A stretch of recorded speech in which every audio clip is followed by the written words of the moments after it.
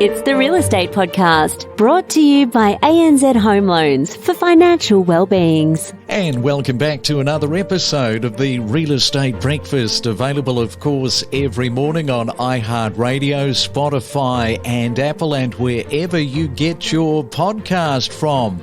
Monday, the day when the coffee becomes a lifeline for getting through another busy start to our working week, and it is the 18th day of September. The weekend was over really before it began, especially, I guess, for real estate agents working across the weekend with their clients. And did you have an agent who showed you a property over the weekend that perhaps ticks all of the boxes, all of your requirements? And are people, here's a question for you this morning, are people becoming more and more picky, more choosy with what they want from a property? The must-have things. What do you think? I think we have probably become more and more choosy than we've ever been before. Well, coming up this morning, we are talking with Angus Moore from Proptrak. And good morning, Angus. Welcome to the Real Estate Breakfast this morning. Good morning. Thanks for having me, Craig. What do you think? Do you think people have become more and more choosy these days when it comes to, securing that property? I think it's certainly gotten a lot harder. And so, whether that means people are being more choosy or just having to be forced into a smaller set of possible choices, it's certainly pretty tough for homeowners at the moment. And just talking about how tough it is, housing affordability is currently at its lowest level in decades, posing significant challenges, of course, for these poor old first-time buyers.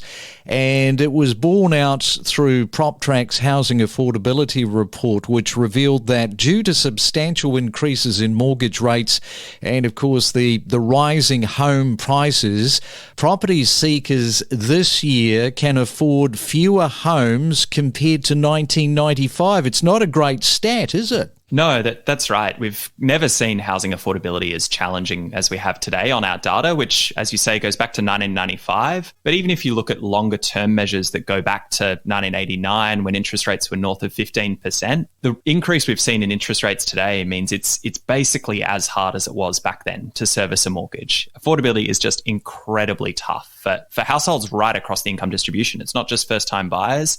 Everyone is seeing pretty tough conditions at the moment. And for instance, households with median incomes in Australia can only afford, I found this really interesting, this stat, can only afford 13% of homes sold nationwide, which is a stark decline from the peak affordability levels seen in 2019, 2020, and through to 21, when such households could afford nearly 40% of homes. Wow, that's very enlightening. That's right. That's kind of what we build up the new Proptrak Housing Affordability Index from. It's a new way and a more comprehensive way of thinking about affordability that measures affordability not as, what a mortgage would cost you for some hypothetical home, but instead looking at your income, your typical expenses, and then backing that out from interest rates into what types of homes and how many homes could you actually afford to buy. At the moment, for households right across the income distribution, it's extremely low as we've ever seen. And, as you say, for a typical income household, so that's one right in the middle of the income distribution, earns about $105,000 a year, just 13% of homes sold in the past year are affordable, which is incredibly low. Yeah, for sure.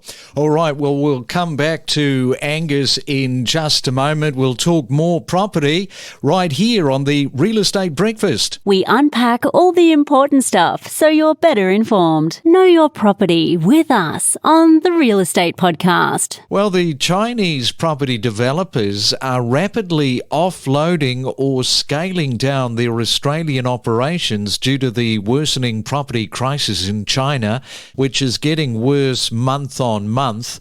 And this exodus includes major players who entered into the Australian property market with significant investments who are now selling these prime assets off. And while the property market downturn in China has prompted this retreat, it also raises concerns about reduced housing supply, particularly in high-density projects. And some of the commentators are suggesting that we may may see fewer of these much needed projects in the future. Well, if you're celebrating today your birthday, happy birthday to you for the 18th day of September. You're sharing it with Jada Pinkett Smith, turning 51, and Lance Armstrong, the Tour de France winner multiple times, or was he? He's turning 52. And if you're a fan of The Sopranos like me, James Gandolfini, he would have been turning 62, but unfortunately James passed away back in 2013.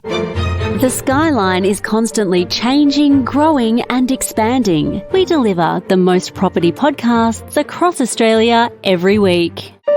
It's the Main Centre Forecast. And let's check on your weather. And good morning if you are in Sydney. What about that temperature yesterday? Well, the temperature today, more of the same, 31 degrees and more sunshine. Melbourne expecting a mainly fine day with 21. Brisbane also sunshine, 27. And in Perth, cloudy and lots of it in your top 20. Ready to take your real estate knowledge to the next level? So are we. It is a Monday morning and we are back with Angus Moore from Proptrak, talking property, of course, what else? And want to highlight a significant portion of properties entering the market this year were owned for 3 years or less, and that's quite noteworthy. These sellers are individuals who purchased their properties after the pandemic began in early 2020, and the rise in short turnaround listings has also increased compared to 2021. And Angus, you did a bit of a report on this, so what was kind of standing out for you in this space? Yeah, so it's a question that we've looked at a little bit because it's the sort of thing that could indicate that people are starting to struggle with their mortgage. You know, the sort of story that you might tell here is that people bought during the pandemic, interest rates have gone up far quicker than they were anticipating. They're struggling with their mortgage and they're being forced to sell. And at first glance, this looks a little consistent with that. But when we dig into it, what we're actually seeing is that the areas where people are selling quickly, a home that they bought less than 3 years ago, they're actually areas where prices have grown really strongly. So places like Wide Bay in Queensland or Mackay Isaac Whitsundays, bits of Perth, places that have seen pretty strong price growth even in the past year as interest rates have risen. So I'm sure there are people that are finding their mortgage tough and being forced to sell sooner than they might have wanted to. In aggregate, at least, it doesn't look like that's what's driving this increase in short turnaround sales. Yeah, you mentioned these areas, which I think also includes Toowoomba, and you mentioned Perth, Ipswich in Brisbane, where the share of these short-term listings, I note, is nearly 8% points higher than the typical figure for these regions over the past 5 years. So that in itself kind of tells the story, paints the story for us. Yeah, that's right. And, these are areas where we've seen pretty strong growth. Places like Ipswich have seen really strong growth throughout the pandemic and even into, kind of post-pandemic period with interest rates rising really quickly. Prices have held up remarkably well in those areas. And you mentioned that it's not just about selling to be able to just clear the mortgage because they were under stress. There's some other reasons behind it. Yeah, the kind of story that you might be able to tell here, and of course it's hard to tell from aggregate data like this what's driving every individual sale, but the story that you might tell here is people who have seen their prices growing faster than they maybe expected. They're now sitting on quite a big chunk of equity in their home. It's important to remember some of these places, particularly places like regional Queensland and Brisbane, have seen prices grow by more than 50% across the pandemic, which represents an enormous increase in equity and in wealth. And so they're using that to upgrade sooner than they might have otherwise planned to. And saving for a deposit for first home buyers at the moment is brutal in this current climate. And calculating the time needed to save for a deposit involves determining, of course, the number of years a household earning the average income would require to save 20% of their gross household income for a 20% deposit on a median-priced home. So, Angus, people really are looking at a number of years just to save for their deposit. Yeah, the 20% deposit is a very substantial burden for first-time buyers, and we've only seen that increase over recent decades. We talked a bit about how affordability is as bad as we've seen in 3 decades, and basically as bad as it was when interest rates were north of 15%. What is much worse today is what we call housing accessibility, or the difficulty of saving a deposit. To put some numbers around that, obviously a deposit's about wealth. So it is a kind of number of dollars that you need to be able to get a mortgage. But one way you can think about it is how long it would take you to save that wealth. Today, across Australia, if you were an average household, it would take you about 5.5 years if you were saving 20% of your income, which is no mean feat. 20% is a fair chunk. By comparison, in 1990, it was less than 3 years. So it's basically twice as long today as it used to be, just a much bigger burden. And if you're in New South Wales, it's a little bit longer, isn't it? Yeah, that's right. New South Wales is pretty much always Australia's least affordable state. Homes are very expensive in Sydney as well as other parts of New South Wales. And so, not only is affordability harder, i.e. paying your mortgage, it is also much harder to save that deposit in Sydney and in New South Wales than it is in some other states, though even in many other states, it's still a big hurdle. And it was interesting to note that, of course, first-home buyers experienced very favourable conditions, we could put it like that, in 2020 and 2021, thanks to these record low interest rates and the government incentives, resulting, and I was surprised to see this, resulting in more than 160,000 first-home buyers taking out new mortgages during 2021. That's the highest annual number in over a decade. But then, obviously, things became a little bit more difficult for the first-home buyer. Exactly right. It's maybe hard to remember now given how quickly interest rates have risen, but during the pandemic, affordability was actually fairly good because interest rates were sitting at record lows, and that meant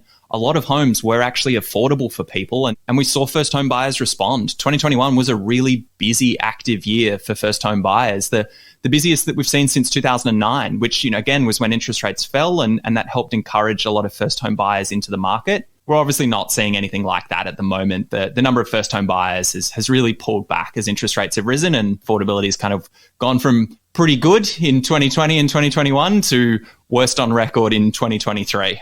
I think, though, that the worm is going to turn. We've spoken last week to a few economists. They're all sort of quite hopeful that maybe, just maybe, for the rest of the year, we're not going to see any more rate rises. And in 2024, we're going to see the rate come down. That's got to be great news for first home buyers, able to save under the conditions where things aren't as tight. So how do you see that playing out, particularly, let's say, at the start of next year for first home buyers saving, wanting to get into their first home? You're exactly right that we're probably unlikely to see much more in the way of interest rate increases. There could be another 1 or 2 depending on what inflation does, but we're certainly not going to see the sort of pace of interest rate increases that we've seen over the past 18 months. So that's going to help, and we're not going to see affordability deteriorate like we did over the last 18 months to 2 years. The other good news for first home buyers is that we are seeing wages grow, and that's going to start to help offset mortgage costs, which will improve affordability, but it's going to take a while. Wages growth, it's picking up. Labour markets are doing fairly well at the moment, but the increase in mortgage costs that we've seen will take a while to offset with that income growth. So unfortunately, it's probably going to be challenging for a little bit, but things are at least heading in the right direction. Yeah, well, let's hope that it does, Angus. Thanks so much for showing up on our Monday morning, the hardest day for the week, and we'll talk again soon, no doubt. Absolute pleasure. Thanks for having me, Craig. Don't navigate the real estate market alone. Let us help guide you in the world of real estate every day. Make better informed decisions with the latest news and insights. We connect you to the best real estate information across Australia. The Real Estate Podcast.